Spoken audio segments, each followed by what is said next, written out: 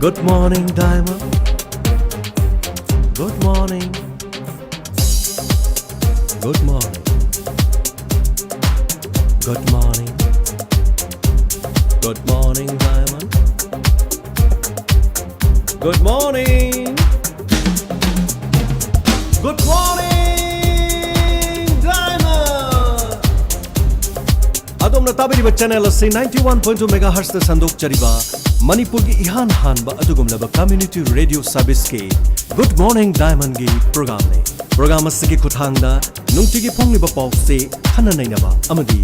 miyam gi pungning da phawbira pa pungning gi wakhalon bu aikoi mayam khana naina duna tanami na bagi adugum laba akhanna ba program hauzik lexare adom gi damakta Diamond Radio na sandok chari Good morning, Diamond. Good morning. Good morning. Good morning, Diamond. Good morning.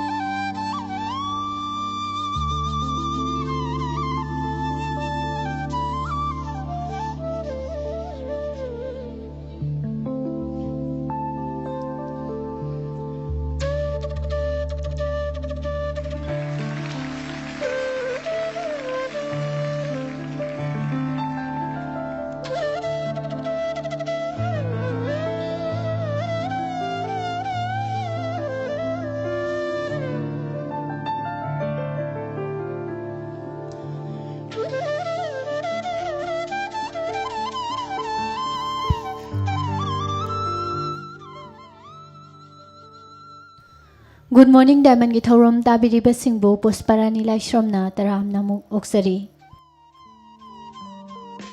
Nungti gi phongli ba pause singdagi lauthok jaba maru oiba pausing housing miyam da pichari.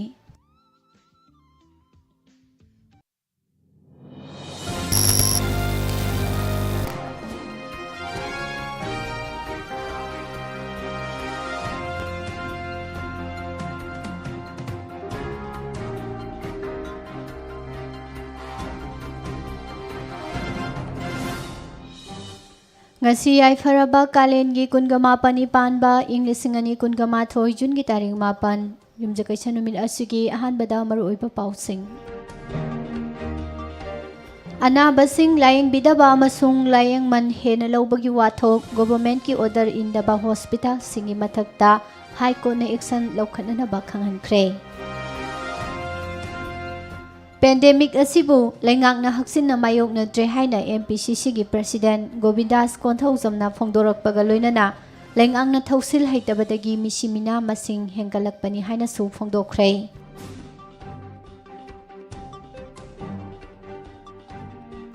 National School Index khwadagi wang by state singda Manipur yawba ngamdre COVID-19 na sihan kiba mising samapan ga sumna nipan sukre active case masing lising mapan sa manifu mathoy lairi miyoy lising nifu taruk jawnga kunga taret fagalakre jail dagi UTP mapan interim belfi khre haide Chief Minister na NHIDCL gi thabak sing review tawkhre Manipur ki khwadagi liraba mangjil thaba mahiru singi loop ama oiriba All Manipur Student Union MSU gi campus da hand grenade ama pokhai khrei adubu miyoi amata aso apan yahodre hairi COVID vaccination gi charge hena lawba sing action lawna na ba khangalakli Home Guard lising anirom gi tha ani gi duty allowance firam dre Chief Minister da pithok pinana ba ai bacherol pisin khrei High Court na ICU gi yauna hospital singi vet patient amasung oxygen cylinder singi masing miyam da khanghanana ba direction pi khre haide Sana yauna lupa crore yang khairom gi polam sing police na phagat pangam khrei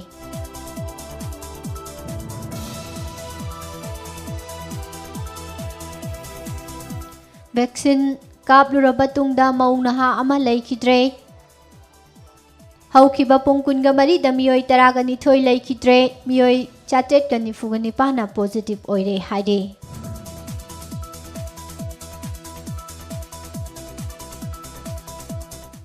NIT Manipur gi mahairoi anida tolop lak nifuga nithoi lising yangkhai pige hairakle. Amadi Jeff Bezos July gi tarik kunda space da koiga dauri. Maru oiba pausing sandokna hosik pichari. Housing Manipur da COVID-19 second wave ki kham thenglaba chaitheng mayok naringai gi cherakta lenga ki yauna private hospital singna road accident da sokpa yauna patient singbu laing biu yadaba amasung private hospital singna COVID-19 patient singdagi laying man yamna hena laure haibagi mayokta High Court of Manipur da file tawrakiba petition amagi judgment amasung order pikibaga loinana government ki order indaba hospital singi mathakta chairak pinanaba akanba action sing lokhatnaba khanghankhre haide. Housing mayokna riba pandemic asiga hakthengnana mari leinariba High Court of Manipur gi order asi ngarang court asigi Chief Justice Sanjoy Kumar amasung Justice Khwairakpam Nobin gi division bench na pikibani haide. Karong ACG ex MLA Henry Pautai Laikidabada Chief Minister na awaba phungdorakbaga loinana mahaki imungi awabada su saru yari haide. Kumza Englishing ani anida Assembly gi member oiramkiba mahak The Hills Time gi Fauze gi editor oibani haide.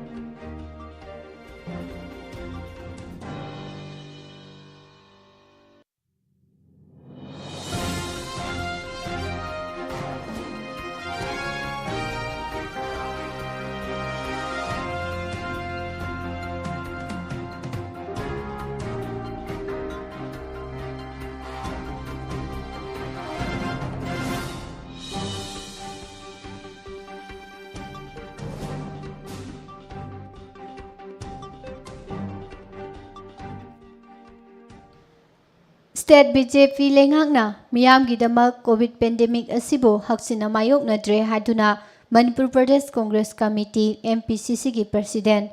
Govindas Konthau samna phongdok laduna lengak asina Manipur da COVID mismanagement tawre haikre. Congress na miyam ga khusam naduna COVID pandemic asigi mayok da thengnari party gi maikaidagi ambulance sing oxygen concentrator Chana Thangnaba Polam Singh Amadi Relief Material Singh Miyam da Yenthokli Haibaga Loinana State ki BJP Lengak Tasu Pandemic Asiga Mari Leinaba Suggestion Singh Pibaga Loinana Defense Research and Development Organization DRDO da State Asigi COVID Dedicated Hospital Singh Yaudana Pamung Lising Ama Leiba Layeng Sang Ama Linkhananaba Prime Minister da Aiba Cherol Piduna Haijakre COVID pandemic ki ahum subo web miyam gidamak yengduna mayok nanabagidama Congress ki maikaidagi DRDO da phamung lising amagi COVID hospital ama linkhatnaba haijakhiba asigi matangda hotnabada Chief Minister da amangba leibra haiba wafamsu thamki. Laibak thibadi hauzik fawbada Congress ki maikaidagi Manipur miyam gi interest da Delhi amasung state ki BJP government animakta Thamkiba wafam singi positive oiba paukhum amata phangdri maram asina state asigi miyamda BJP lengak asina COVID mismanagement tawrabara haina khale. March ki tarik 30 Englishing ani kunda Chief Minister na Langthabal da phamung chani leigadaba emergency COVID hospital ama covid pandemic की first wave मनुंगदा सागतलगनी हाइना लाउथोखी अदुबो हौजिक्ति कुमजा इंग 2019 यौरक्तुना पेंडेमिक असिगी सेकेंड वेब मायोकनरक्लबसु असिगुम्बा हॉस्पिटल लेट्री करीगुम्बा हारिबो हॉस्पिटल असि फास्ट वेब मायोकनरिङै मनुंगदा लैरमलबदि हौजिक मियोय क्यागी पुंसी कनबा ngamlamgani हाइखी मसिना ताकपदि बीजेपी लेंगांगना स्टेट असिगी मियामबो सेकेंड वेब तगी कलहौननबगीदमक फास्ट वेब तगी करीमता खंगहौद्रे हाइबसिनी थवोंग असि गवर्नमेंट की माइकेदगी लौखटकदबा थबकसिंग फेल ओइरे हाइबनी लोइनना कोविड मिस मैनेजमेंट तौबा नत्रा हाइबनी सेकेंड वेब असिदा गवर्नमेंट की माइकेदा लैरिबा अचौबा असोइबासि ngakpifam thokte hainasu mahakna makha takhi Supreme Court of India na Arnesh Kumar Bases State of Bihar gi matangda pikiba ruling gi matung ina hauzik laibak asigi COVID-19 pandemic ki mayoknariba second wave asigi damak yengduna chupnatagi chahi taret fawbadangi phadok piba yaba jail da thamlakliba under trial prisoner UTP sing thadoknaba khanghalakkhibagi matung ina Manipur की ओइनसु खाबै सोइदा लैरिबा Manipur central jail सजीवादगी असिगुम्बा मखलगी UTP मापन interim बेलदा थादोख्रे हाइरी UTP सिंग असि supreme court न पिरखिबा direction असिगी मतुंग इना Manipur state legal services authority गी मकोक थोंबा थौपुबा सिंग यावना मरी लेनबा top official सिंग सरुक यादुना सेमखिबा हाई पावर कमिटी न रिकमेंड तौरकपगी मतुंग इना interim bail पिखिबनी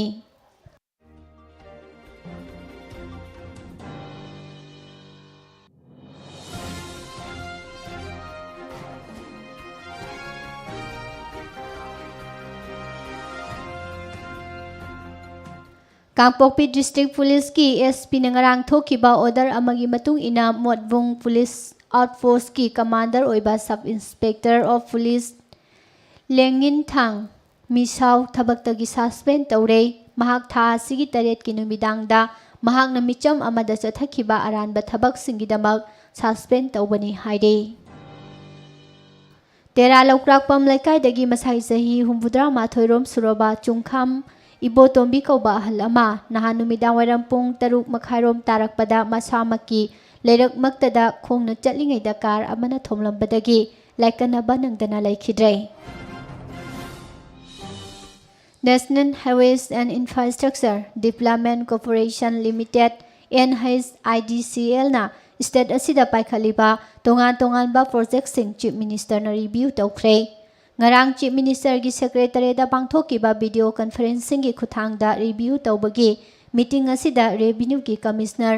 RK Dinesh amasung atai official sing amadi project sing asibu paikhaliba mafam singi mari leinaba deputy commissioner sing NHIDCL की ऑफिशियल सिंह अमसुंग Manipur state power company limited के ऑफिशियल सिंहसु सरुक याखी हाइदे रिव्यू मीटिंग असिदा NHIDCL की एग्जीक्यूटिव डायरेक्टर रंजित सुदागी माइकैदगी मखोइना तोंगान बा डिस्ट्रिक्ट सिंहदा हाइबा प्रोजेक्ट सिंह असिगी थबक सिंह पाइखतपदा मायोकनरकपा इशू अमदी प्रॉब्लम सिंगी मतंगदा चीफ मिनिस्टर दा पाउदमखी चीफ मिनिस्टर ना महाकी वाफम सिंह तारबा मतुंगदा मरी लेनबा डीसी सिंह ना अथुबा मतमदा लौखतफम थोकपा थबक सिंह लौखनबा पौताक पीखी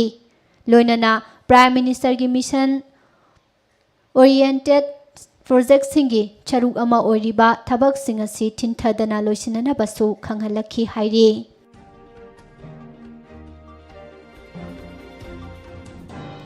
मणिपुर की ख्वाइदगी लिरबा मांगजिल थाबा महिरोइ सिंगी लूप अमा ओरिबा all Manipur student union AMSU की कैंपसता हैंड ग्रेनेड अमा पोखाइख्रे अदुबो मियोई अमता असोक अपन याहौद्रे हाइरे थौदोक असि इम्फाल पुलिस स्टेशन की जुरिसडिक्शन मनुंग चलिबा धनमंजुरी यूनिवर्सिटी की कैंपस मनुंग दलैरिबा एमसू हेडक्वार्टर की ऑफिस कॉम्प्लेक्सता ngarang numidang pung 8 minute kulom tarakpada thokibani hand grenade असी कनाना करिगिदमक मफम असिदा लंगसिंदुना पोखाइ हलंबनो हाइबगी मतंगदा चप चाबा रिपोर्ट फंगबा ngamkhidrabasु थौदोक असिगी पाउ ताबगा पंथदना इम्फाल वेस्ट डिस्ट्रिक्ट पुलिस के टीम सिंह संगसिंदुना यंगसिनखी लोइनना ꯒ꯭ꯔꯦꯅꯦꯗ ꯑꯁꯤꯕꯨ ꯂꯪꯁꯤꯟꯗꯨꯅ ꯄꯣꯈꯥꯏꯍꯜꯂꯝꯕ ꯃꯤꯑꯣꯏꯁꯤꯡꯒꯤ ꯈꯣꯡꯒꯨꯜ ꯂꯤꯅꯅꯕ ꯍꯣꯠꯅꯈꯤ꯫ ꯑꯗꯨꯝ ꯑꯣꯏꯅꯃꯛ ꯅꯨꯃꯤꯗꯥꯡ ꯑꯊꯦꯡꯕ ꯐꯥꯎꯕꯗ ꯊꯧꯗꯣꯛ ꯑꯁꯤꯒ ꯃꯔꯤ ꯂꯩꯅꯕ ꯃꯤꯑꯣꯏꯁꯤꯡ ꯑꯐꯥ ꯑꯄꯨꯟ ꯇꯧꯕꯒꯤ ꯄꯥꯎ ꯂꯩꯇ꯭ꯔꯤ꯫ ꯊꯧꯗꯣꯛ ꯊꯣꯛꯐꯝꯗ ꯗꯤꯁꯇ꯭ꯔꯤꯛ ꯄꯨꯂꯤꯁꯀꯤ SP ꯀꯦ ꯃꯦꯘꯆꯟꯗ꯭ꯔ ꯃꯁꯥꯃꯛꯁꯨ ꯂꯥꯛꯇꯨꯅ ꯌꯦꯡꯁꯤꯜꯂꯛꯈꯤ꯫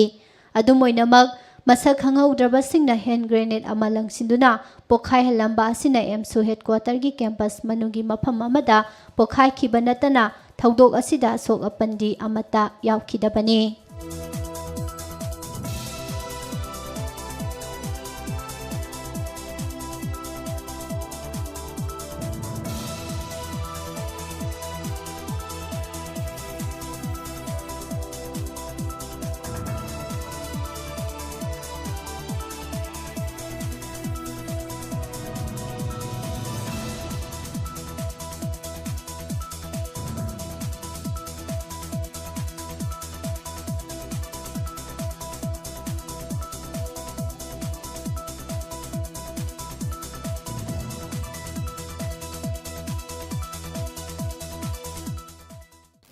COVID-19 ꯄꯦꯟꯗꯦꯃꯤꯛꯀꯤ ꯁꯦꯀꯦꯟ ꯋꯦꯕꯇꯒꯤ ꯉꯥꯛꯊꯣꯛꯅꯅꯕꯒꯤꯗꯃꯛ ꯍꯧꯖꯤꯛ ꯃꯤꯌꯥꯝꯗ ꯀꯥꯞꯂꯤꯕ ꯍꯤꯗꯥꯛ ꯃꯈꯜ 3 ꯑꯁꯤꯕꯨ ꯄ꯭ꯔꯥꯏꯚꯦꯠ ꯍꯣꯁꯄꯤꯇꯥꯜꯁꯤꯡꯒꯤ ꯀꯣꯚꯤꯗ ꯚꯦꯛꯁꯤꯅꯦꯁꯟ ꯁꯦꯟꯇꯔꯁꯤꯡꯅ ꯃꯤꯌꯥꯝꯗ ꯀꯥꯞꯄꯗ ꯃꯁꯤꯒꯤꯗꯃꯛ ꯂꯩꯉꯥꯛꯅ ꯂꯦꯞꯂꯤꯕ ꯈ꯭ꯋꯥꯏꯗꯒꯤ ꯋꯥꯡꯕ ꯆꯥꯔꯖꯁꯤꯡꯗꯒꯤ ꯍꯦꯟꯒꯠꯅ ꯂꯧꯔꯛꯄꯁꯤꯡꯒꯤ ꯃꯊꯛꯇ ꯑꯀꯟꯕ ꯆꯞ ꯆꯥꯕ ꯑꯦꯛꯁꯟ ꯂꯧꯈꯠꯅꯅꯕ ꯈꯪꯍꯜꯂꯛꯂꯦ꯫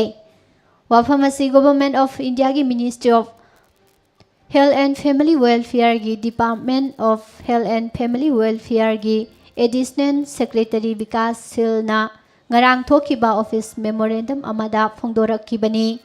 ꯂꯩꯕꯥꯛꯁꯤꯒꯤ ꯁ꯭ꯇꯦꯠ ꯑꯃꯁꯨꯡ ꯌꯨꯅꯤꯌꯟ ꯇꯦꯔꯤꯇꯣꯔꯤ ꯄꯨꯝꯅꯃꯛꯀꯤ additional chief secretary, principal secretary, secretary public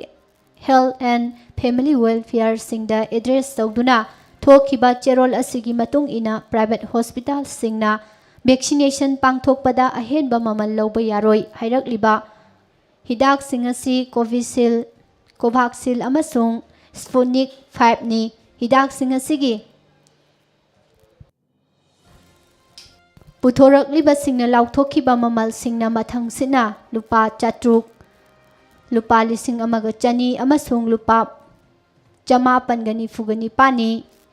ꯍꯤꯗꯥꯛꯁꯤꯡ ꯑꯁꯤꯒꯤ ꯃꯃꯜꯗ 5% GST ꯍꯥꯞꯆꯤꯜꯂꯕ ꯃꯇꯨꯡꯗ ꯇꯦꯛꯁ ꯄꯨꯝꯅꯃꯛ ꯌꯥꯎꯔꯒ ꯍꯤꯗꯥꯛꯁꯤꯡ ꯑꯁꯤꯒꯤ ꯁꯔꯚꯤꯁ ꯆꯥꯔꯖꯅ ꯗꯣꯁ ꯑꯃꯗ ꯂꯨꯄꯥ 150 ꯑꯣꯏꯒꯗꯕꯅꯤ ꯍꯥꯏꯔꯤ꯫ ꯑꯗꯨꯒ ꯍꯤꯗꯥꯛ ꯃꯈꯜ 3 ꯑꯁꯤꯕꯨ ꯄ꯭ꯔꯥꯏꯚꯦꯠ ꯍꯣꯁꯄꯤꯇꯥꯜꯁꯤꯡꯒꯤ ꯀꯣꯚꯤꯗ ꯚꯦꯛꯁꯤꯟ ꯁꯦꯟꯇꯔꯁꯤꯡꯅ ꯀꯥꯞꯄꯗ ꯂꯧꯒꯗꯕ ꯈ꯭ꯋꯥꯏꯗꯒꯤ ꯋꯥꯡꯕ ꯆꯥꯔꯖꯁꯤꯡꯅ ꯃꯊꯪꯁꯤꯠꯅ ꯂꯨꯄꯥ 830, ꯂꯨꯄꯥ 1,110 ꯑꯃꯁꯨꯡ ꯂꯨꯄꯥ 1,195 ꯑꯣꯏꯒꯗꯧꯕꯅꯤ ꯍꯥꯏꯔꯤ꯫ ꯑꯗꯨꯝ ꯑꯣꯏꯅꯃꯛ ꯀꯅꯥꯒꯨꯝꯕ ꯄ꯭ꯔꯥꯏꯚꯦꯠ ꯍꯣꯁꯄꯤꯇꯥꯜꯁꯤꯡꯒꯤ ꯀꯣꯚꯤꯗ ꯚꯦꯛꯁꯤꯟ ꯁꯦꯟꯇꯔꯁꯤꯡꯅ ꯍꯤꯗꯥꯛꯁꯤꯡ ꯑꯁꯤꯕꯨ ꯃꯤꯌꯥꯝꯗ ꯀꯥꯞꯄ ꯃꯇꯝꯗ ꯁ꯭ꯇꯦꯠ ꯑꯃꯁꯨꯡ ꯌꯨꯅꯤꯌꯟ ꯇꯦꯔꯤꯇꯣꯔꯤ ꯄꯨꯝꯅꯃꯛꯀꯤ ꯃꯥꯏꯀꯩꯗꯒꯤ ꯆꯥꯡ ꯅꯥꯏꯅ ꯃꯣꯅꯤꯇꯔ ꯇꯧꯕꯒ ꯂꯣꯏꯅꯅ ꯃꯤꯌꯥꯝꯗꯒꯤ ꯃꯃꯜ ꯍꯦꯟꯅ ꯂꯧꯕ꯭ꯔꯥ ꯍꯥꯏꯕꯗꯨ ꯌꯦꯡꯁꯤꯟꯒꯗꯧꯕꯅꯤ꯫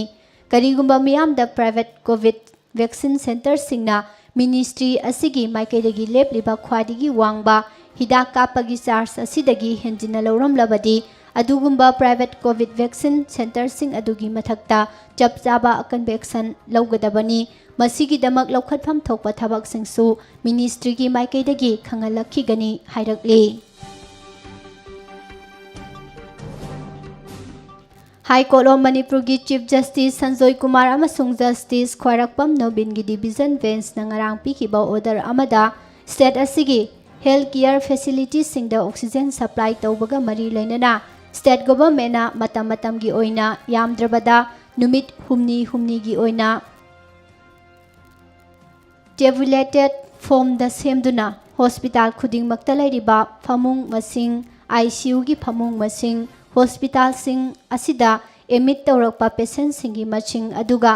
ꯂꯥꯌꯦꯡꯁꯪꯁꯤꯡ ꯑꯗꯨꯗ ꯃꯊꯧ ꯇꯥꯔꯤꯕ ꯑꯣꯛꯁꯤꯖꯦꯟ ꯁꯤꯂꯤꯟꯗꯔꯅꯆꯤꯡꯕꯒꯤ ꯃꯁꯤꯡꯁꯤꯡ ꯒꯣꯚꯔꯟꯃꯦꯟꯠ ꯑꯃꯁꯨꯡ ꯄ꯭ꯔꯥꯏꯚꯦꯠ ꯍꯣꯁꯄꯤꯇꯥꯜ ꯄꯨꯝꯅꯃꯛꯀꯤ ꯑꯣꯏꯅ ꯃꯤꯗꯤꯌꯥꯒꯤ ꯈꯨꯠꯊꯥꯡꯗ ꯃꯤꯌꯥꯝꯗ ꯈꯪꯍꯟꯒꯗꯧꯕꯅꯤ ꯍꯥꯏꯈ꯭ꯔꯦ꯫ ꯆꯤꯐ ꯖꯁꯇꯤꯁꯅ ꯂꯨꯆꯤꯡꯕ ꯗꯤꯚꯤꯖꯟ ꯕꯦꯟꯆ ꯑꯁꯤꯒꯤ ꯑꯣꯔꯗꯔ ꯑꯁꯤ ꯍꯥꯏ ꯀꯣꯔꯠꯇ ꯃꯅꯤꯄꯨꯔꯒꯤ ꯍꯣꯁꯄꯤꯇꯥꯜꯁꯤꯡꯗ ꯀꯣꯚꯤꯗ-19 ꯄꯦꯁꯦꯟꯠꯁꯤꯡꯒꯤꯗꯃꯛ ꯑꯣꯛꯁꯤꯖꯦꯟ ꯃꯔꯥꯡ ꯀꯥꯏꯅ ꯑꯃꯁꯨꯡ ꯁꯔꯛ ꯁꯤꯍꯟꯗꯅ ꯐꯪꯍꯜꯂꯨ ꯑꯃꯗꯤ ꯁ꯭ꯇꯦꯠ ꯑꯁꯤꯒꯤ ꯂꯩꯔꯤꯕ ꯍꯣꯁꯄꯤꯇꯥꯜ ꯄꯨꯝꯅꯃꯛꯇ ICUꯒꯤ ꯕꯦꯗꯁꯤꯡ ꯃꯇꯤꯛ ꯆꯥꯅ ꯊꯝꯃꯨ ꯑꯃꯗꯤ oxygen plantsing kharaгаꯁꯨ hena linkhatlu haiduna file tawrakhiba public interest litigation ama laukhatuna khanaraba matungda pirakhibani hairi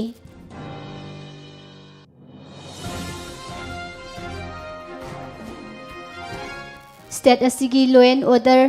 maintenance ki thabak sing khakta danatana counter insurgency operations CI ops fawbada engage tawduna sizinnarakpadagi hendoraktuna housing mayoknariba COVID-19 gi second wave asidasu frontline workers sing oina nomada pungkunga mari sizinnarakliba Manipur Home Guards ki member listing ani romgi pithokpham thokpa tha ani gi duty allowance sing Manipur lengang na pithoktana leiramle ayuk nungthil amasung numidang khaktana duty tawhalliba home guard personnel sing asigi pithokpham tholaba duty allowance sing pithoktana leibagi matangda Manipur Home Guards Employees Welfare Association gi makok thongba thaupuba singna hai housing Manipur gi oina leiriba home guard members singi masing asi lising ani chama kuntragani palomni adubu housing pandemic ki matam asida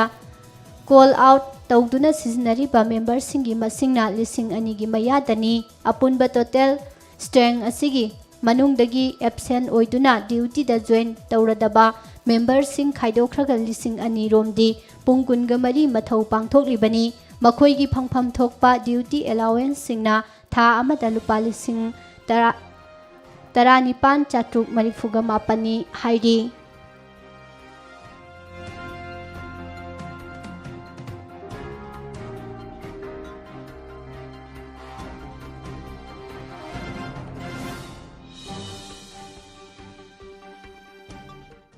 Laibak asigi mahai masin tambagi lam asi khumang chawchilhanba ngamnanabagi pandamda Ministry of Education gi mityang makhada chathakiba performance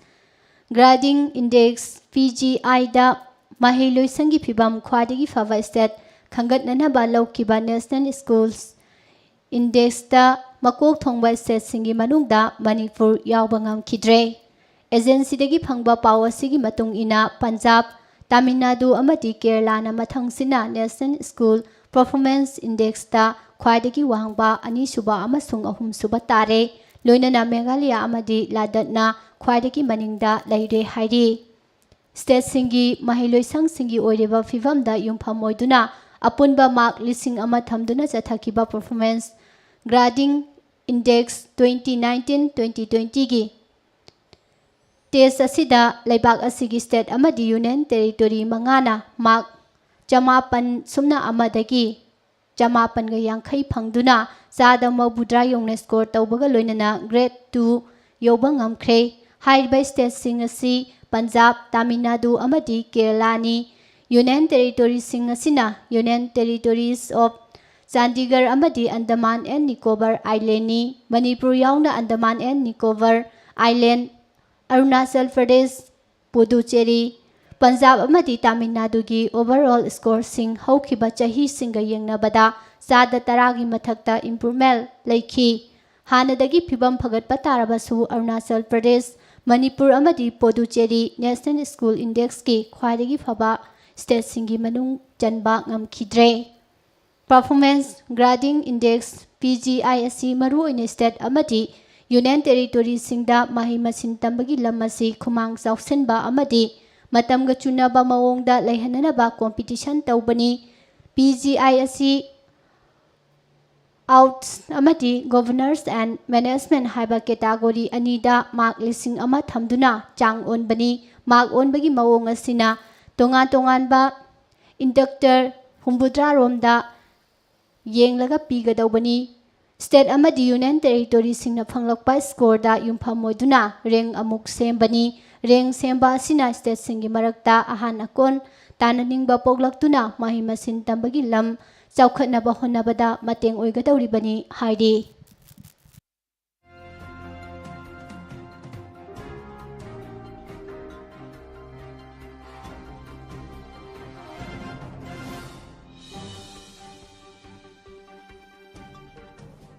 IGAR South ki midyang makhada Assam Rifle Technopal Battalion gi trupna Indo-Myanmar border dagi sana yaungna lupa crore mangarom gi polam phagat pangamle intelligence की अकंगनबा पाव अमा फंगबदगी टेक्नोपल battalion Assam rifle की troupe असिना हौकिबा था असिगी तारीख 5 दा Indo Myanmar border दा जंगल दा operation चथबदा चका अनि पानबा गाड़ी मचा केनवो लाकपा थेंगनबदगी खामनना बहाइबदा खामदना ममाई लेरगा चेननबा होनबदा तानरगा फगतपा ngamखी मियोय अनि तोंगलकपा गाड़ी असि चेक तौबदा लुपा क्रोर मरी लाख 30 रोमगी ओइगदौबा सना किलो 9 ग्राम 74 यावरंबा थेंगनबदगी फाबनी हाइरी फारबा मियोय अनि असि मखोइदगी फंगलबा सना असिगा कोनना मोरे पुलिस स्टेशन दा सिनखरे हाइरी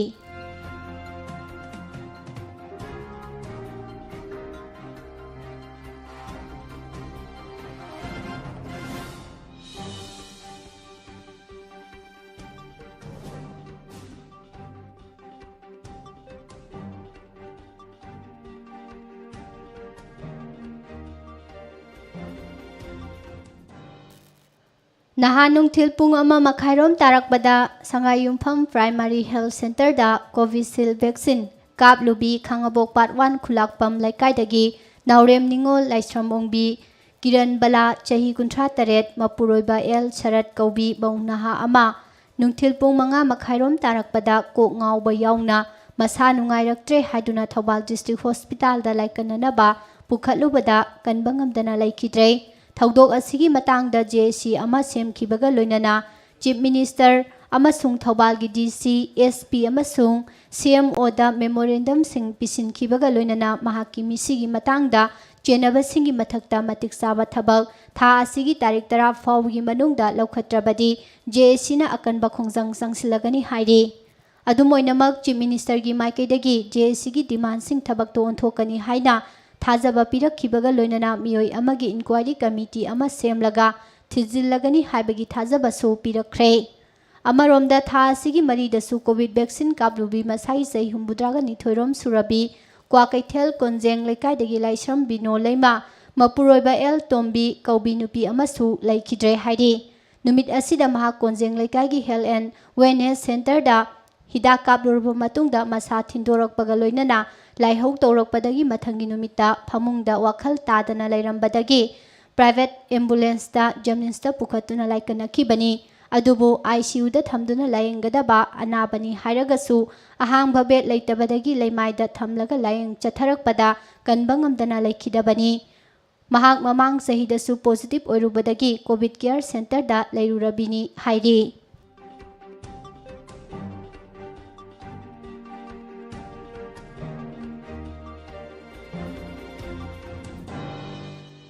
मणिपुर दा हौखिबा पुंग कुनगा मरी दा मियोय 494 नौना पॉजिटिव ओइख्रे हाइरिबा पुंगफम असिगी मनुंग दा मियोय 12 ना कोविड 19 पॉजिटिव ओइबदगी लाइखिद्रे नौना लाइखिद्रबा मियोय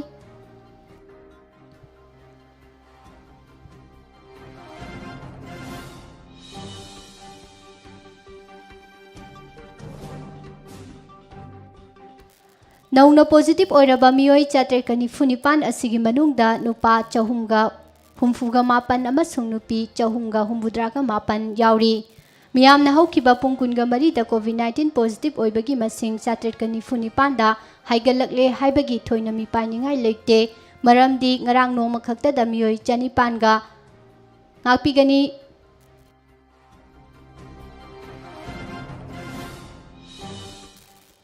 मियोय 9,919 टेस्ट तौबदा पॉजिटिव मसिंग असि चोंथोरकपनी टेस्ट तौबगी मसिंग असिगा पॉजिटिव ओइबगी मसिंग असिगा येंगनबदा 9.38 रोम खक्तनी अदुबु नहांदी 13.88 ओइखिबनी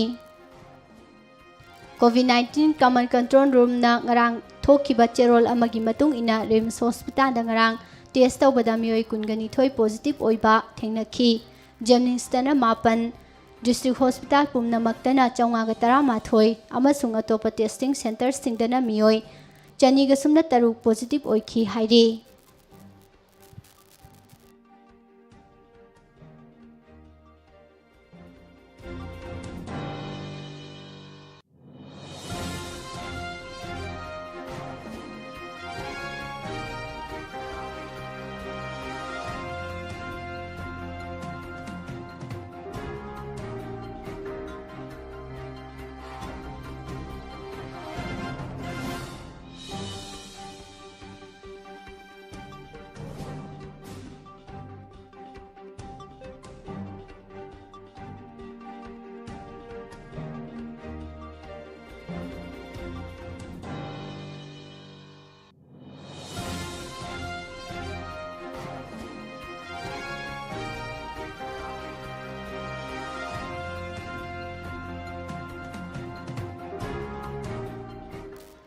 ꯂꯝꯐꯦꯜꯄꯥꯠꯇ ꯂꯩꯕ national institute of technology NIT ꯃꯅꯤꯄꯨꯔꯒꯤ ꯃꯍꯩꯔꯣꯏ ꯑꯅꯤ ꯔꯆꯤꯠ ꯀꯨꯃꯥꯔ ꯇꯤꯋꯥꯔꯤ ꯑꯃꯁꯨꯡ ꯁꯨꯁꯃꯤꯇꯥ ꯗꯥꯜꯗ ꯆꯍꯤ ꯑꯃꯗ ꯂꯨꯄꯥ ꯂꯥꯛ 92,50,000 ꯇꯣꯂꯣꯞ ꯄꯤꯒꯦ ꯍꯥꯏꯅ ꯃꯥꯏꯀ꯭ꯔꯣꯁꯣꯐꯠꯅ ꯍꯥꯏꯔꯛꯂꯦ꯫ ꯏꯟꯁꯇꯤꯇ꯭ꯌꯨꯠ ꯑꯁꯤꯒꯤ ꯑꯇꯣꯞꯄ ꯃꯍꯩꯔꯣꯏ ꯑꯚꯤꯆꯜ ꯁ꯭ꯔꯤꯚꯥꯁꯇꯥꯞꯇꯁꯨ ꯆꯍꯤꯗ ꯂꯨꯄꯥ ꯂꯥꯛ 38,000 ꯄꯤꯒꯦ ꯍꯥꯏꯅ ꯏꯟꯇ꯭ꯋꯤꯠꯀꯤ ꯃꯥꯏꯀꯩꯗꯒꯤ ꯍꯥꯏꯔꯛꯄ ꯂꯩꯈ꯭ꯔꯦ꯫ NIT ꯃꯅꯤꯄꯨꯔꯒꯤ ꯃꯍꯩꯔꯣꯏꯁꯤꯡꯗ ꯇꯣꯂꯣꯞ ꯄꯤꯒꯦ ꯍꯥꯏꯔꯛꯄꯒꯤ ꯆꯥꯡ ꯑꯁꯤ ꯆꯥꯡꯆꯠꯇ ꯆꯍꯤꯗ ꯂꯨꯄꯥ ꯂꯥꯛ 9,000,000 ꯍꯥꯏꯔꯤ꯫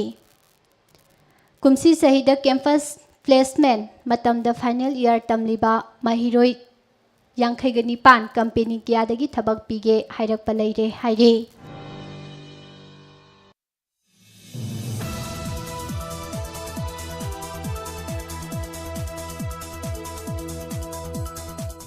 ꯃꯥꯂꯦꯝꯒꯤ ꯈ꯭ꯋꯥꯏꯗꯒꯤ ꯆꯥꯎꯕ ꯏ-ꯀꯃꯔꯁ ꯄ꯭ꯂꯦꯠꯐꯣꯔꯝ ꯑꯃ ꯑꯣꯏꯔꯤꯕ ꯑꯦꯃꯥꯖꯣꯟꯒꯤ CEO ꯖꯦꯐ ꯕꯦꯖꯣꯁꯅ ꯃꯁꯥꯒꯤ ꯁ꯭ꯄꯦꯁ ꯀꯝꯄꯦꯅꯤ ꯕ꯭ꯂꯨ ꯑꯣꯔꯤꯖꯤꯟꯅ ꯑꯍꯥꯟꯕ ꯄꯨꯊꯣꯛꯄ ꯅ꯭ꯌꯨ ꯁꯦꯜꯐꯦꯠ ꯍꯥꯏꯅ ꯃꯤꯡꯊꯣꯟꯕ ꯔꯣꯀꯦꯠ ꯑꯃꯗ ꯇꯣꯡꯗꯨꯅ ꯖꯨꯂꯥꯏꯒꯤ ꯇꯥꯔꯤꯛ 10ꯗ ꯃꯥꯂꯦꯝ ꯊꯥꯗꯣꯛꯇꯨꯅ ꯁ꯭ꯄꯦꯁꯇ ꯆꯠꯀꯗꯧꯔꯤ ꯑꯃꯗꯤ CEOꯒꯤ ꯐꯝ ꯊꯥꯗꯣꯛꯂꯒꯅꯤ ꯍꯥꯏꯅ ꯑꯦꯖꯦꯟꯁꯤꯒꯤ ꯄꯥꯎ ꯑꯃꯅ ꯍꯥꯏꯔꯤ꯫ ꯕ꯭ꯂꯨ ꯑꯣꯔꯤꯖꯤꯟꯒꯤ ꯑꯍꯥꯟꯕ ꯅ꯭ꯌꯨ ꯁꯦꯜꯐꯦꯠ ꯍꯥꯏꯅ ꯃꯤꯡꯊꯣꯟꯕ ꯔꯣꯀꯦꯠ ꯑꯁꯤꯒꯤ ꯁꯥꯅꯅꯕ ꯈꯣꯡꯆꯠꯇ ꯑꯦꯃꯥꯖꯣꯟꯒꯤ CEO ꯖꯦꯐ ꯕꯦꯖꯣꯁ ꯈꯛ ꯅꯠꯇꯅ ꯃꯍꯥꯛꯀꯤ ꯃꯅꯥꯎꯅꯨꯄꯥ ꯃꯥꯔꯛ ꯕꯦꯖꯣꯁꯁꯨ ꯌꯥꯎꯒꯗꯧꯔꯤ꯫ ꯑꯍꯥꯟꯕ ꯁ꯭ꯄꯦꯁ ꯐ꯭ꯂꯥꯏꯠ ꯑꯁꯤꯒꯤꯗꯃꯛ ꯕ꯭ꯂꯨ ꯑꯣꯔꯤꯖꯤꯟꯅ ꯇꯤꯀꯦꯠ ꯑꯣꯛꯁꯟ ꯇꯧꯕꯁꯨ ꯍꯧꯈ꯭ꯔꯦ꯫ ꯂꯣꯏꯅꯅ ꯀꯔꯤꯒꯨꯝꯕ ꯑꯁꯣꯏ ꯑꯉꯥꯝ ꯌꯥꯎꯗꯅ ꯃꯤꯁꯟ ꯑꯁꯤ ꯃꯥꯏ ꯄꯥꯛꯄ ꯇꯥꯔꯕꯗꯤ ꯖꯦꯐ ꯕꯦꯖꯣꯁꯅ ꯃꯥꯂꯦꯝꯒꯤ ꯑꯣꯏꯅ ꯁ꯭ꯄꯦꯁꯇ ꯆꯠꯄ ꯈ꯭ꯋꯥꯏꯗꯒꯤ ꯑꯍꯥꯟꯕ ꯕꯤꯂꯤꯌꯅꯔ ꯑꯣꯏꯔꯒꯅꯤ꯫ ꯖꯦꯐ ꯕꯦꯖꯣꯁꯅ ꯃꯍꯥꯛꯀꯤ ꯁ꯭ꯄꯦꯁ ꯀꯝꯄꯦꯅꯤ ꯕ꯭ꯂꯨ ꯑꯣꯔꯤꯖꯤꯟꯗ ꯂꯨꯄꯥ ꯃꯤꯂꯤꯌꯟ ꯀꯌꯥ ꯊꯥꯗꯗꯨꯅ ꯃꯥꯂꯦꯝꯒꯤ ꯈ꯭ꯋꯥꯏꯗꯒꯤ ꯑꯍꯥꯟꯕ ꯄ꯭ꯔꯥꯏꯚꯦꯠ ꯁ꯭ꯄꯦꯁ ꯇꯨꯔꯤꯖꯝ ꯀꯝꯄꯦꯅꯤ ꯑꯃ ꯑꯣꯏꯅꯅꯕ ꯍꯣꯠꯅꯗꯨꯅ ꯂꯥꯛꯈꯤꯕꯅꯤ꯫ ꯍꯧꯖꯤꯛ ꯐꯥꯎꯕꯒꯤ ꯑꯣꯏꯅ ꯕꯤꯂꯤꯌꯅꯤꯌꯔ ꯏꯂꯣꯟ ꯃꯨꯁ꯭ꯛꯀꯤ ꯑꯣꯏꯅ ꯄ꯭ꯔꯥꯏꯚꯦꯠ ꯁ꯭ꯄꯦꯁ ꯀꯝꯄꯦꯅꯤ ꯑꯣꯏꯔꯤꯕ ꯁ꯭ꯄꯦꯁ ꯑꯦꯛꯁꯀꯤ ꯑꯥꯔꯊꯀꯤ ꯑꯣꯔꯕꯤꯠ ꯌꯧꯅ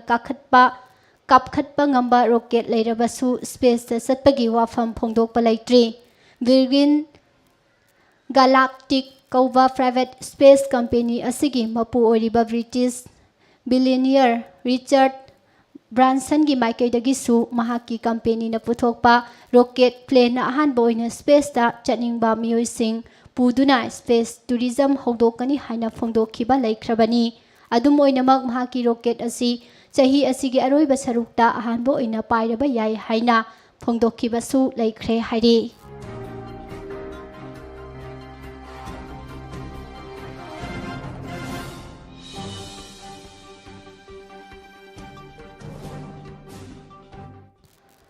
COVID-19 ꯂꯥꯟꯊꯦꯡꯗ ꯐ꯭ꯔꯟꯠꯂꯥꯏꯟ ꯋꯥꯔꯤꯌꯔ ꯑꯣꯏꯅ ꯃꯊꯧ ꯇꯧꯔꯤꯕ ꯁ꯭ꯇꯦꯠ ꯑꯁꯤꯒꯤ ꯇꯣꯉꯥꯟ-ꯇꯣꯉꯥꯟꯕ ꯗꯤꯁꯇ꯭ꯔꯤꯛ 13ꯇ ꯂꯩꯔꯤꯕ village defence force (VDF) personal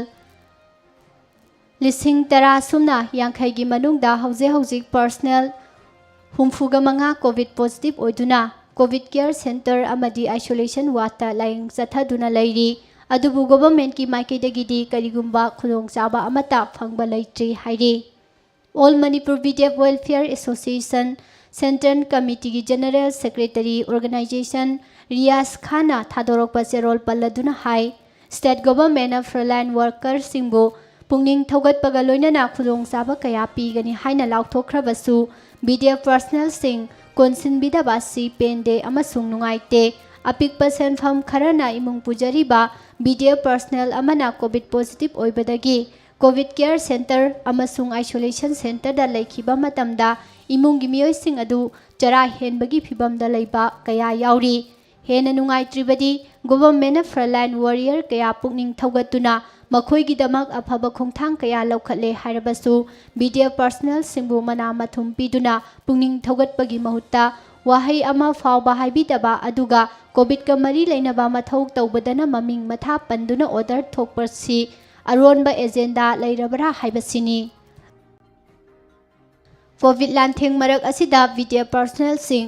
positive ꯑꯣꯏꯍꯜꯂꯒ ꯂꯣꯏꯁꯤꯟꯈꯤꯅꯅꯕ ꯊꯧꯁꯤꯜ ꯂꯣꯟꯅ ꯆꯠꯊꯔꯕ꯭ꯔꯥ ꯍꯥꯏꯕ ꯑꯁꯤꯁꯨ ꯍꯪꯅꯤꯡꯉꯥꯏ ꯑꯣꯏꯔꯤ꯫ ꯑꯁꯤꯒꯨꯝꯕ ꯋꯥꯍꯪ ꯀꯌꯥꯅ ꯉꯁꯤꯗꯤ ꯅꯤꯡꯉꯝꯗꯕꯒ ꯂꯣꯏꯅꯅ ꯂꯝꯕꯤꯒꯤ ꯃꯇꯥꯏꯗ ꯀꯣꯚꯤꯗ ꯀꯦꯌꯔ ꯁꯦꯟꯇꯔꯁꯤꯡꯗ ꯇꯧꯐꯝ ꯊꯣꯛꯄ ꯃꯊꯧ ꯇꯧꯖꯔꯤꯕ BDF ꯄꯔꯁꯅꯦꯜꯁꯤꯡꯒꯤ ꯄꯨꯟꯁꯤ ꯉꯁꯤꯗꯤ ꯆꯪꯁꯤꯟꯁꯤ ꯀꯗꯥꯏ ꯍꯟꯗꯣꯛꯁꯤ ꯀꯗꯥꯏ ꯅꯨꯡ ꯑꯅꯤꯒꯤ ꯃꯔꯛꯇ ꯍꯥ ꯑꯣꯏꯗꯨꯅ ꯂꯩꯔꯤ ꯍꯥꯏꯅꯁꯨ ꯃꯍꯥꯛꯅ ꯐꯣꯡꯗꯣꯔꯛꯈꯤ꯫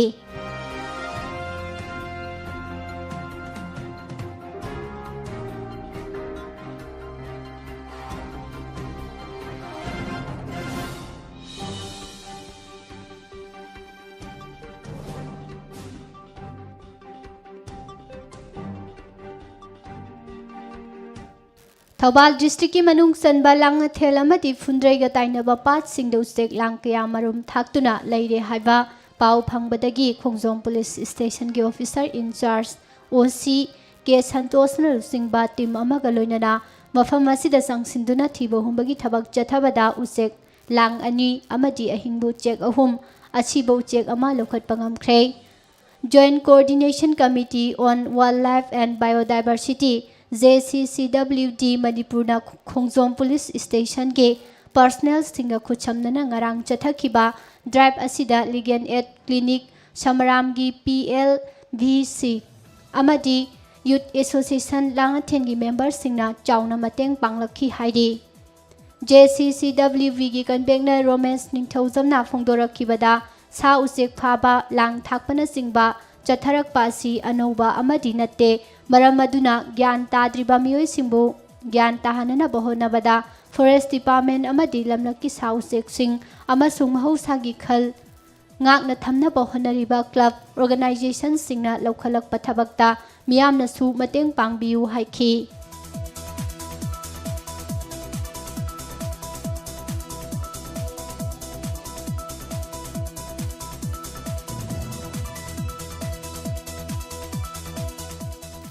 ꯊꯥ ꯑꯁꯤꯒꯤ 4ꯒꯤ ꯑꯍꯤꯡꯗ ꯀꯥꯡꯄꯣꯛꯄꯤ ꯗꯤꯁꯇ꯭ꯔꯤꯛꯇ ꯑꯁꯥꯝ ꯔꯥꯏꯐꯜꯁꯅ ꯃꯤꯆꯝꯅꯤ ꯍꯥꯏꯕ ꯃꯤꯑꯣꯏ ꯑꯃ ꯀꯥꯞꯇꯨꯅ ꯍꯥꯠꯈꯤꯕ ꯊꯧꯗꯣꯛ ꯑꯁꯤ ꯑꯊꯨꯕꯗ ꯏꯟꯀ꯭ꯋꯥꯔꯤ ꯆꯠꯊꯅꯅꯕ ꯏꯟꯗꯤꯌꯟ ꯑꯥꯔꯃꯤꯒꯤ ꯃꯥꯏꯀꯩꯗꯒꯤ ꯌꯥꯊꯪ ꯄꯤꯈ꯭ꯔꯦ ꯍꯥꯏꯅ press information bureau PIB defence ꯋꯤꯡꯒꯤ ꯆꯦꯔꯣꯜ ꯑꯃꯅ ꯐꯣꯡꯗꯣꯔꯛꯂꯤ꯫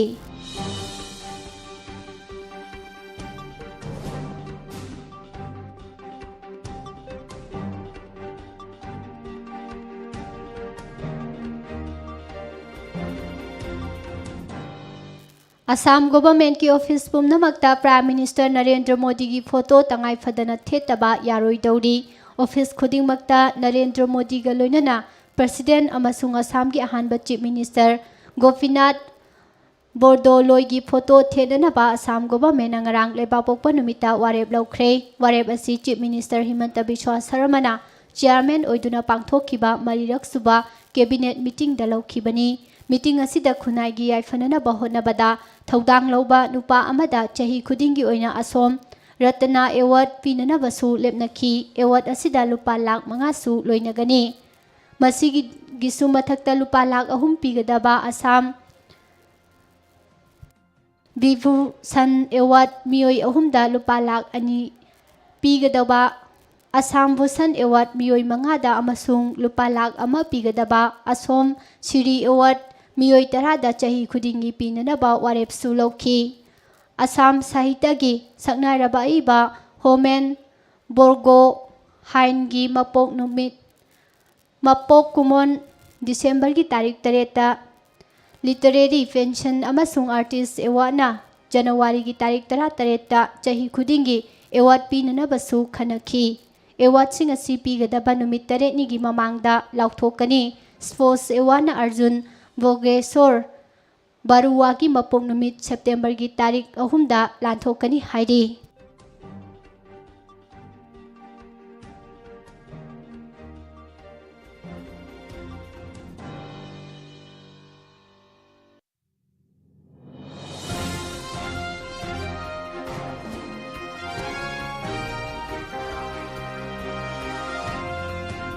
हौकिबा मे की तारीख 13 दा उसिवा नास्ताव अवांग लेकाइदगी फिसाबम रूहानी अपोकपा MD बुरहामुद्दीनबु संथेल ममांग लेकाइदगी महाकी मपुरोइबा MD शाहरुख खान एलाइस साबिर अपोकपा MD अब्दुल्लाहाना यामना मिनुंगसी लेतना हातोकपीबनी हाइबा थौदोक असिदा चेनबसिंग पुंग 62 मनुंगदा चैराक पीद्रबदी akanba khongjang changsilagani haina misi asigi matangda semkhiba JC against the brutal killing of Fishabam Ruhani na phongdorakle.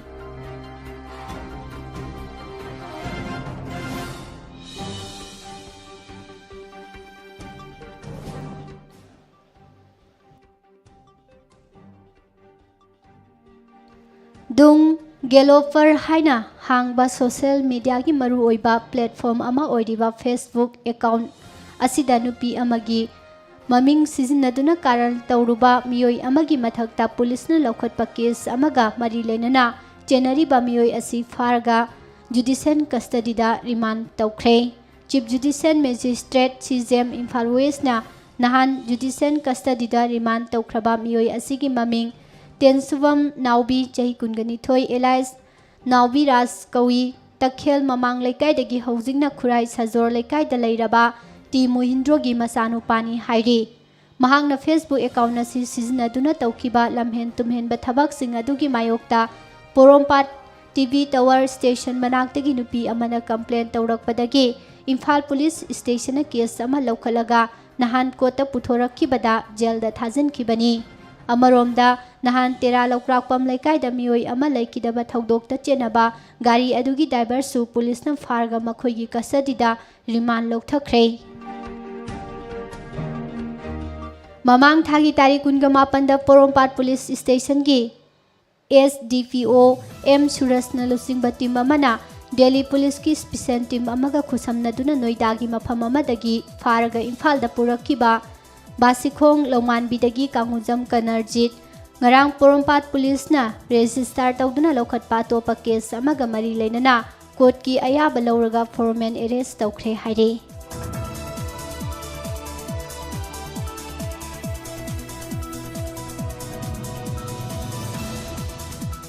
Lengaki yathang matung ina Imphal West District Administration na silaga ngarang district asigi tongan-tongan pamafam 15 da aggressive mass testing program ni saruk ama oina miyoi lising amaga chamapan sumna nipan COVID-19 test tawada angang ani yauna miyoi maubudraga nipan positive oiba thengnakhi hairi. Imphal West District Administration dagi phangba report ki matung ina aggressive mass testing program ni saruk ama oina ngarang takhelambam konjinda laiba TYDC community hall da miyoi chamaga kunthra mapan test tawada miyoi taret Laikin Thavi Santipur Sporting Club Building da miyoi chama test tawbada miyoi manga Haibong Pokpi Community Hall da miyoi chamaga kun test tawbada ama Phayeng Don Bosco High School da miyoi chamaga marifunipan test tawbada miyoi tara Khaidem Mayai Laikai da laiba Khaidem Loya Lakpa Community Hall da miyoi chamaga marifumari test tawbada miyoi angang ama yauna miyoi tara Sagol Tongba Mamang Laikai Ima Nongdol Lairembi Community Hall da miyoi Mabudraga Tare test tawbada miyoi tara nipan Tera Sayang Community Hall da miyoi Humbudraga Nithoi test tawbada taruk Tera Sayang Utsa Babal School da miyoi chama tara nithoi test tawbada miyoi tara manga Tera Sapam Lerak Youth Bright Building da miyoi chamaga tara humdoi test tawbada mari Singjamai Chirom Laikai YUTCO Club Building da miyoi mabudra mathoi test tawbada nipan amasung Uripok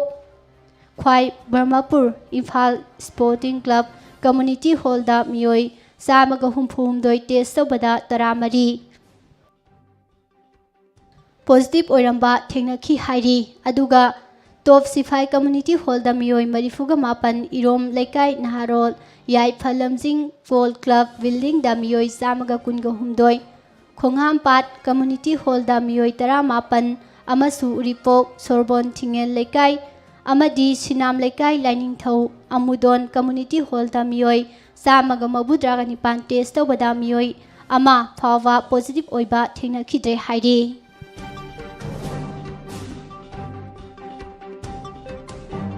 Wangkhai Assembly Constituency gi manung sana laiba Angalwadi Center sing upgradation tawbagi mingda thabak amata tawdana lupa crore kaya kaithok lamle haina MLA Irabot na thamlakhiba wafam asigi matangda ngarang ex MLA O Henry gi PRO Boyes Koma masung Angalwadi Center sing upgradation तौबगी थबक तौरिबा contractor सिंग यावना सेमजिल्लबा anganwadi centre सिंगदा चतुना नमलकपा video सिंग मियामदा थादोरक्तुना MLA इराबोना सिरकलिबा मराल सिंग असि युमफम यावदबनी हाइना फोंदोरकली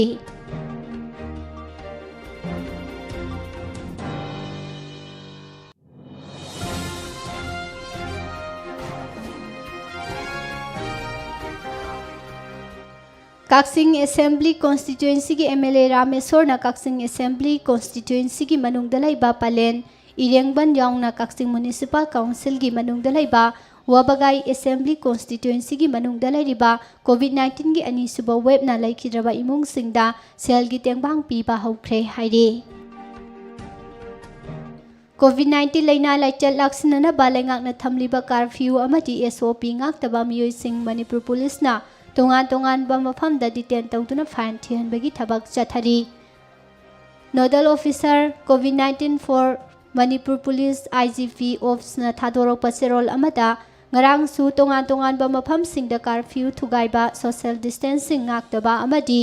मास्क निंगथिना उपतबा मियोय चनिगा यांखै मंगा तोंगान तोंगान बा डिस्ट्रिक्ट सिंगदा डिटेन तौखी डिटेन तौरबा मियोय सिंग असिदगी पुना लुपा लाख अमा लिसिंग अमा चमापन यांखै फाइन ओइना थिहलबा मतुंगदा मतुंग तौदनबा वार्निंग पीरगा थादोखरे हाइरे स्टेट असिगी तोंगान तोंगान बा डिस्ट्रिक्ट सिंगदा ngarang फावदा मियोय मणिपुर पुलिसना लेंगा की अथिंगबा अमदी चना कांगलोन ngaktaba सिंग डिटेन तौदुना पुना लुपा क्रोर अनि लाख 19,19,900 लोम खोंगत पंगम ख्रे हाइनसु चेरोल असिना मखा ताना फोंदोरकले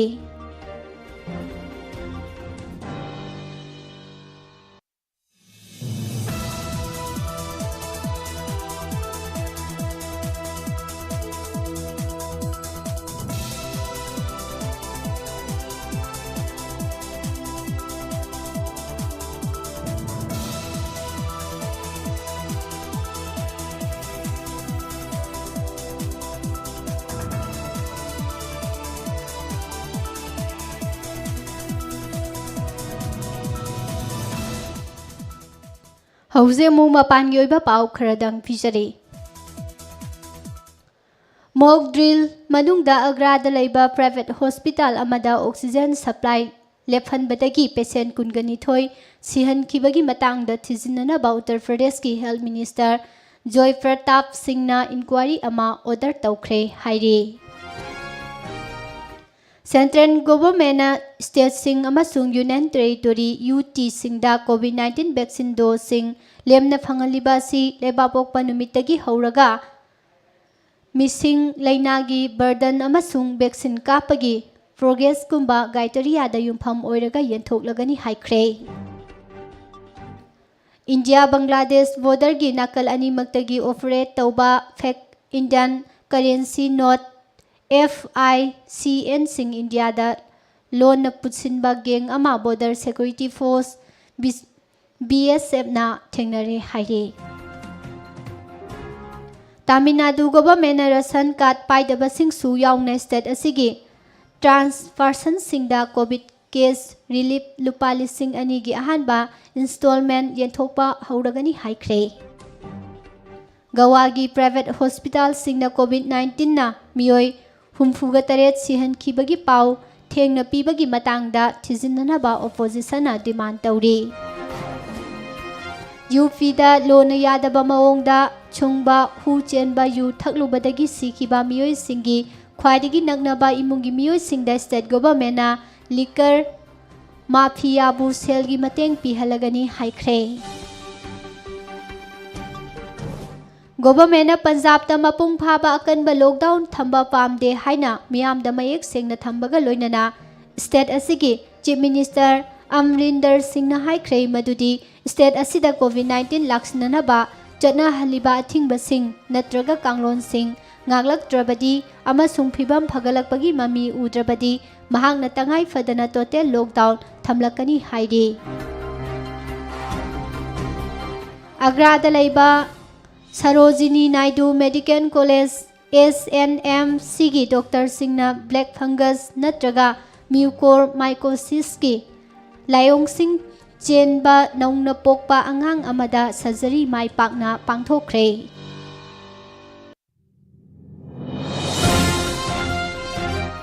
ꯑꯟꯙ꯭ꯔ ꯄ꯭ꯔꯗꯦꯁꯀꯤ ꯆꯤꯐ ꯃꯤꯅꯤꯁꯇꯔ ꯋꯥꯏ.ꯑꯦꯁ. ꯖꯒꯟ ꯃꯣꯍꯟ ꯔꯦꯗꯤꯅ ꯂꯩꯕꯥꯛꯄꯣꯛꯄ ꯅꯨꯃꯤꯠꯇ ꯖꯒꯟꯅ ꯊꯣꯗꯨ ꯁ꯭ꯀꯤꯝꯒꯤ ꯑꯅꯤꯁꯨꯕ ꯐꯦꯖ ꯇꯥꯗꯦꯞꯂꯤ ꯀꯦꯝꯞ ꯑꯣꯐꯤꯁꯇꯒꯤ ꯂꯣꯟꯆ ꯇꯧꯈ꯭ꯔꯦ ꯍꯥꯏꯔꯤ꯫ ꯑꯟꯙ꯭ꯔ ꯄ꯭ꯔꯗꯦꯁꯀꯤ ꯁ꯭ꯇ꯭ꯔꯤꯠ ꯚꯦꯟꯗꯔ ꯑꯃꯁꯨꯡ ꯑꯄꯤꯛꯄ ꯚꯦꯟꯗꯔꯁꯤꯡꯗ ꯏꯟꯇꯔꯦꯁ ꯌꯥꯎꯗꯕ ꯂꯨꯄꯥ 10,000ꯒꯤ ꯂꯣꯟ ꯄꯤꯔꯤꯕ ꯖꯒꯟꯅ ꯊꯣꯗꯨ ꯁ꯭ꯀꯤꯝ ꯑꯁꯤ ꯁ꯭ꯇꯦꯠ ꯒꯚꯔꯟꯃꯦꯟꯠꯅ ꯍꯧꯗꯣꯛꯈꯤꯕꯅꯤ꯫ ꯕꯤꯍꯥꯔꯒꯤ ꯕꯪ ꯗꯤꯁꯇ꯭ꯔꯤꯛꯀꯤ ꯅꯒꯔ ꯄꯨꯂꯤꯁ ꯁ꯭ꯇꯦꯁꯟꯒꯤ ꯃꯅꯨꯡ ꯆꯟꯕ ꯃꯗ꯭ꯔꯥꯁꯥ ꯑꯃꯗ ꯂꯩꯕꯥꯛꯄꯣꯛꯄ ꯅꯨꯃꯤꯠꯀꯤ ꯑꯌꯨꯛꯇ ꯊꯣꯛꯈꯤꯕ ꯑꯆꯧꯕ ꯄꯣꯛꯈꯥꯏꯕꯒꯤ ꯊꯧꯗꯣꯛ ꯑꯃꯗ ꯃꯗ꯭ꯔꯥꯁꯥ ꯑꯁꯤ ꯃꯄꯨꯡ ꯐꯥꯅ ꯃꯥꯡ ꯇꯥꯛꯈꯤꯕꯒ ꯂꯣꯏꯅꯅ ꯌꯥꯝꯗ꯭ꯔꯕꯗ ꯃꯤꯑꯣꯏ 3 ꯑꯁꯣꯛ-ꯑꯄꯟ ꯅꯪꯈ꯭ꯔꯦ ꯍꯥꯏꯔꯤ꯫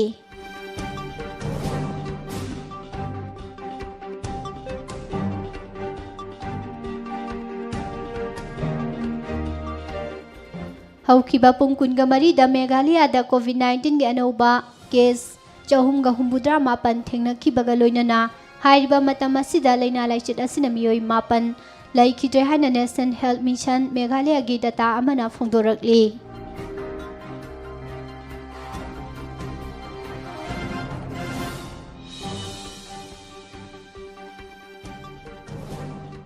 ꯋꯦꯁ ꯇ꯭ꯔꯤꯄꯨꯔꯥ ꯗꯤꯁꯇ꯭ꯔꯤꯛꯀꯤ ꯃꯅꯨꯡ ꯆꯟꯕ ꯃꯨꯡꯒꯤ ꯌꯥꯀꯥꯃꯤꯗ ꯑꯁꯥꯝ ꯌꯧꯒꯗꯕ ꯇ꯭ꯔꯛ ꯑꯃꯗꯒꯤ ꯌꯥꯝꯂꯕ ꯒꯟꯖꯥ ꯑꯀꯪꯕ ꯀꯦꯖꯤ 718 ꯄꯨꯂꯤꯁꯅ ꯐꯥꯒꯠꯂꯦ꯫ ꯁꯦꯟꯇ꯭ꯔꯦꯜ ꯑꯁꯥꯝ ꯒꯚꯔꯟꯃꯦꯟꯠ ꯑꯃꯁꯨꯡ ꯁꯦꯂꯦꯟꯗꯔ ꯇꯧꯔꯕ ꯀꯥꯔꯕꯤ ꯂꯥꯜꯍꯧꯕ ꯒ꯭ꯔꯨꯞ 6ꯀꯤ ꯃꯔꯛꯇ ꯈꯨꯌꯦꯛ ꯄꯤꯅꯅꯕ ꯊꯧꯔꯥꯡ ꯇꯧꯔꯤꯕ ꯀꯥꯔꯕꯤ ꯑꯦꯀꯣꯔꯗ (IM)ꯅ ꯌꯥꯅꯤꯡꯗꯕ ꯐꯣꯡꯗꯣꯔꯛꯂꯤ꯫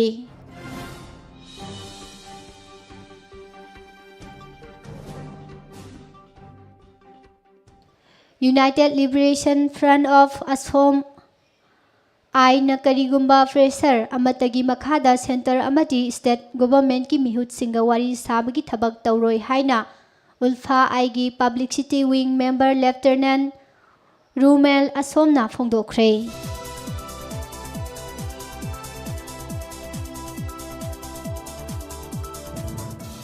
ꯃ꯭ꯌꯥꯟꯃꯥꯔꯗ ꯍꯧꯈꯤꯕ ꯊꯥ 4ꯔꯣꯝ ꯑꯁꯤꯗ ꯂꯩꯕꯥꯛ ꯑꯁꯤꯒꯤ ꯃꯤꯌꯥꯝ ꯑꯃꯗꯤ ꯁꯦꯀ꯭ꯌꯨꯔꯤꯇꯤ ꯐꯣꯔꯁꯁꯤꯡꯒꯤ ꯃꯔꯛꯇ ꯀꯥ ꯍꯦꯟꯅ ꯎꯪꯈꯠꯅꯔꯛꯄꯗꯒꯤ ꯇꯪꯗꯨ ꯂꯩꯇꯥꯗꯕ ꯐꯤꯚꯝ ꯑꯃꯗ ꯂꯩꯔꯤ꯫ ꯃꯁꯤꯅ ꯃꯔꯝ ꯑꯣꯏꯔꯒ ꯃꯔꯥꯜ ꯂꯩꯖꯗ꯭ꯔꯕ ꯃꯤꯑꯣꯏ ꯀꯌꯥ ꯑꯋꯥꯐꯝꯗ ꯇꯥꯍꯜꯂꯤꯕ ꯑꯁꯤꯒꯤ ꯌꯦꯡꯂꯒ ꯃꯇꯦꯡ ꯄꯥꯡꯅꯅꯕꯒꯤꯗꯃꯛ ꯏꯟꯇꯔꯅꯦꯁꯅꯦꯜ ꯐꯦꯗꯔꯦꯁꯟ ꯑꯣꯐ ꯔꯦꯗ ꯀ꯭ꯔꯣꯁꯅ ꯁꯦꯝ ꯁꯥꯕ ꯍꯧꯈ꯭ꯔꯦ ꯍꯥꯏꯅ ꯃ꯭ꯌꯥꯟꯃꯥꯔ ꯔꯦꯗ ꯀ꯭ꯔꯣꯁꯀꯤ ꯃꯥꯏꯀꯩꯗꯒꯤ ꯐꯣꯡꯗꯣꯔꯛꯂꯤ꯫ ꯏꯊꯤꯑꯣꯄꯤꯌꯥꯒꯤ ꯑꯋꯥꯡ ꯊꯪꯕ ꯁꯔꯨꯛꯇ ꯂꯩꯕ ꯇꯤꯒ꯭ꯔꯦꯗ ꯍꯧꯖꯤꯛ ꯇꯪꯗꯨ ꯂꯩꯇꯥꯗꯕ ꯐꯤꯚꯝ ꯑꯃꯗ ꯂꯥꯛꯄꯗꯒꯤ ꯃꯐꯝ ꯑꯗꯨꯒꯤ ꯃꯤꯌꯥꯝꯅ ꯑꯋꯥꯕ ꯀꯌꯥ ꯃꯥꯌꯣꯛꯅꯔꯤꯕ ꯑꯁꯤ ꯌꯨꯅꯥꯏꯇꯦꯗ ꯁ꯭ꯇꯦꯠꯁꯅ ꯇꯤꯒ꯭ꯔꯦ ꯄꯤꯄꯜꯁ ꯂꯤꯕꯔꯦꯁꯟ ꯐ꯭ꯔꯟꯠ (TPLF)ꯗ ꯑꯍꯦꯟꯕ ꯃꯇꯦꯡ ꯄꯥꯡꯁꯤꯟꯕꯗꯒꯤꯅꯤ ꯍꯥꯏꯅ ꯏꯔꯤꯇ꯭ꯔꯤꯅ ꯃꯔꯥꯜ ꯁꯤꯔꯛꯈꯤꯕꯒ ꯂꯣꯏꯅꯅ ꯇꯤꯒ꯭ꯔꯦꯗ ꯏꯔꯤꯇ꯭ꯔꯤꯅ ꯀꯥ ꯍꯦꯟꯕ ꯊꯧꯑꯣꯡꯁꯤꯡ ꯆꯠꯊꯈꯤ ꯍꯥꯏꯔꯤꯕꯗꯨ ꯌꯨꯝꯐꯝ ꯌꯥꯎꯗꯕꯅꯤ ꯍꯥꯏꯈ꯭ꯔꯦ꯫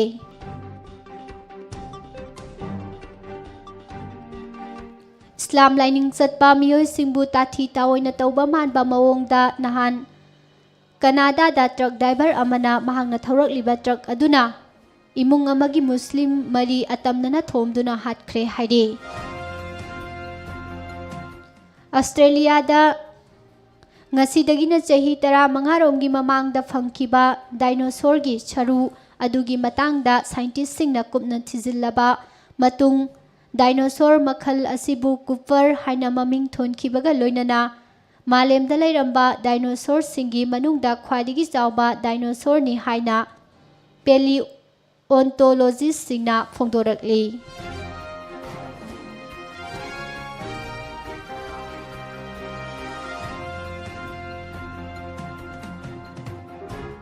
ꯆꯩꯅꯥꯗ ꯂꯩꯕ ꯗ꯭ꯔꯒ ꯃꯦꯀꯔꯁꯤꯡꯅ ꯃꯁꯥꯒꯤ ꯆꯍꯤ 3 ꯃꯄꯨꯡ ꯐꯥꯔꯕ ꯑꯉꯥꯡꯗ ꯀꯣꯚꯤꯗ-19 ꯚꯦꯛꯁꯤꯟ ꯀꯥꯞꯄꯗ ꯑꯌꯥꯕ ꯄꯤꯈꯤꯕꯒ ꯂꯣꯏꯅꯅ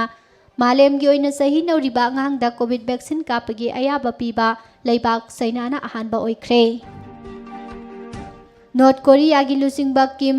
ꯖꯣꯡ ꯑꯟꯅ ꯂꯩꯕꯥꯛ ꯑꯁꯤꯒꯤ ꯁꯦꯅꯤꯌꯔ ꯑꯣꯐꯤꯁꯤꯌꯦꯜꯁꯤꯡꯒ ꯎꯅꯗꯨꯅ ꯏꯀꯣꯅꯣꯃꯤꯒꯤ ꯐꯤꯚꯝꯒꯤ ꯃꯇꯥꯡꯗ ꯈꯟꯅꯈꯤꯕꯒ ꯂꯣꯏꯅꯅ COVID-19 laina laichit ki matang da su maru oibo wafam kaya khanakre Zel manung da authority singna treatment fazana chathabide haduna chara henbagi khongjang changsinduna lakhiba Kremlin critic Alexei Navalny gi fivam soksilakpadagi Moscow da laiba hospital amada pukhatuna treatment chathakibani hospital da numit marini rom treatment chatharaba matung amuhana mahak jail da purakre haidi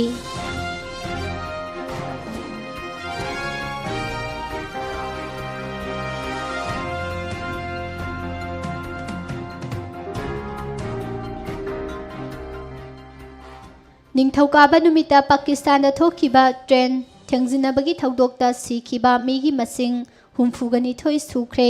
cham hena asok apan nangkre makha tana asibagi masing hengalakpa yana lairi haina report singna phongdoknarakli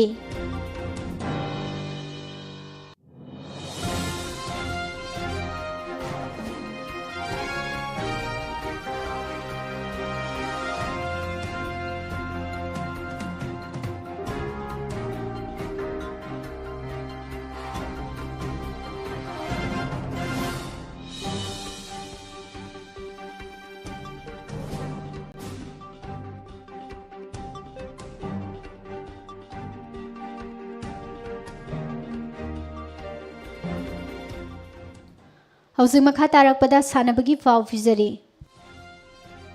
Tennis masanagi malemgi oina pangthokpa tournament singi manungda maru oiba selgi mana wangba tournament marigi manungda ama oiriba French Open tennis tournament ki nupigi singles ki kanglupta Russia gi Anastasia Pavlyuchenkova amadi Serbia gi Tamara Zidansek lamba taunaduna final yaunanaba honagadauri Japan lengaki advisor amasu oriba amadi leibak asigi makok thongba virologist amana phongdorakpagi matung ina Tokyo Olympic Games manungda coronavirus laichat hena sandorakpa yabagi tanza lai haina mahaki wafam report amana phongdorakli Malemgi oina miyamgi khwadigi pamnaba masana ama oriba football gi leiriba tongan ba record singi manungda Brazil gi maming leraba legend Pele na leibak adugi damakta mahut sinduna atopa leibak singa sanabada pansil humbudraga taret chankibagi record adu India gi captain oriba Sunil Chhetri na makha tana sanagadaba international match singda Pele gi record asi thugainanaba pansin ahum chanbagi mathau tari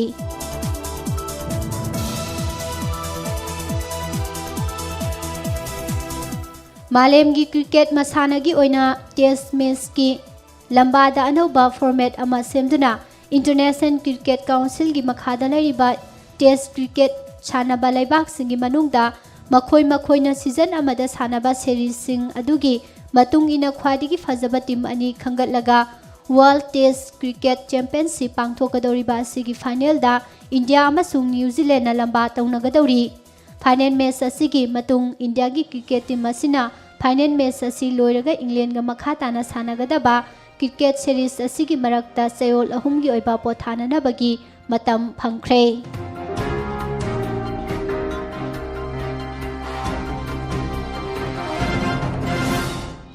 Sahi asigi July gi tarikh 19 dagi haunana basiliba chahi ama yeithoraklaba Tokyo Olympic Games ta India gi oina nupi gi tennis ta doubles event ta singles ki number 1 sanaroi oiribi Ankita Raina amasung India gi tennis ta nupi gi oina puwari semba ngamkhrabi Grand Slam title taruklak phangkhrabi Sania Mirza ga charuk yagadori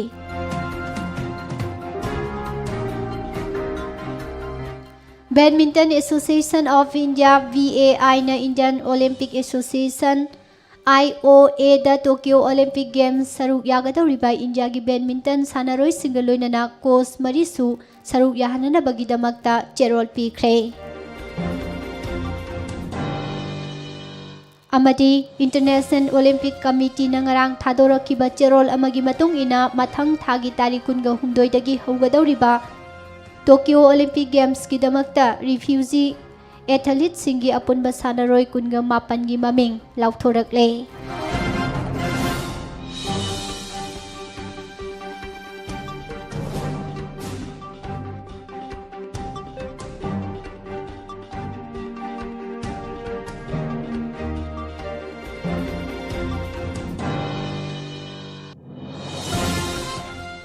ꯂꯣꯏꯁꯤꯜꯂꯛꯄꯗ ꯃꯔꯨꯑꯣꯏꯕ ꯄꯥꯎ ꯑꯃꯨꯛꯀ ꯍꯟꯅ ꯄꯤꯖꯔꯤ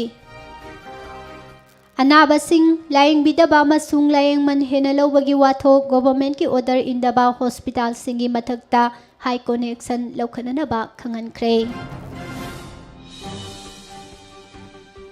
pandemic ꯑꯁꯤꯕꯨ ꯂꯩꯉꯥꯛꯅ ꯍꯛꯆꯤꯟꯅ ꯃꯥꯌꯣꯛꯅꯗ꯭ꯔꯦ ꯂꯩꯉꯥꯛꯅ ꯊꯧꯁꯤꯜ ꯍꯩꯇꯕꯗꯒꯤ ꯃꯤꯁꯤ ꯃꯤꯅꯥꯒꯤ ꯃꯁꯤꯡ ꯋꯥꯡꯈꯠꯂꯛꯄꯅꯤ ꯍꯥꯏꯅ MPCCꯒꯤ ꯄ꯭ꯔꯁꯤꯗꯦꯟꯠ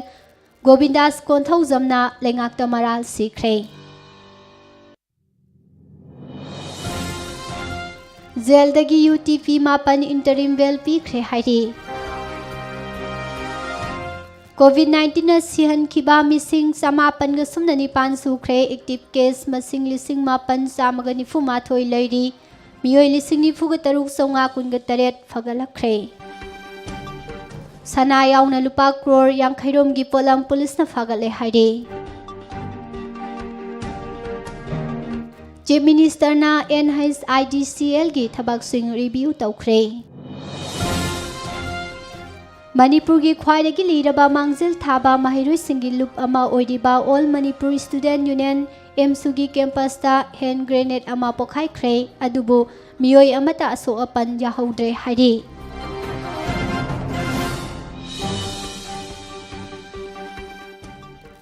कोविड वैक्सीनेशन की चार्ज हेन लौबसिंग एक्शन लौननबा खंगलकले नेशनल स्कूल इंडेक्स ख्वाइदगी वांगबा स्टेट सिंगदा मणिपुर यावबा ngамखिद्रे होम गार्ड 2,000 था की ड्यूटी अलाउंस पिरमद्रे चीफ मिनिस्टर दा पिथो पिननबा अइबा चेरोल पिसिनख्रे हाइदे हाई कोर्टना ICU की यावना हॉस्पिटल सिंगी बेड पेशेंट अमसुंग ऑक्सीजन सिलिंडर सिंगी मसिंग मियामदा खंगननबा डायरेक्शन पिख्रे हाइदे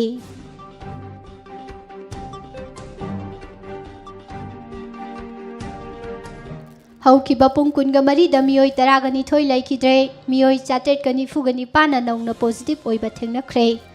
कोविड वैक्सीन कापलुरबा तुंगदा मौनहा अमा लैखिद्रे हाइरि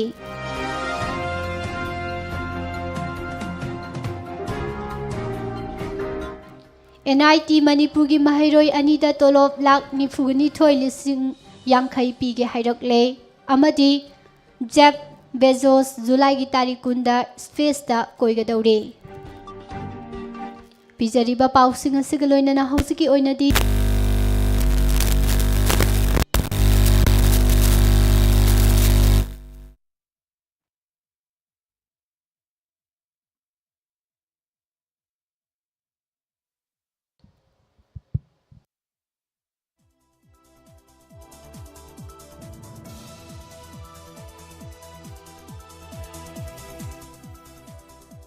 मरुओइबा पाउ ताबिरिबा सिंबु पुष्परानी लाइसोमना अमुका हना खुरुमजरे।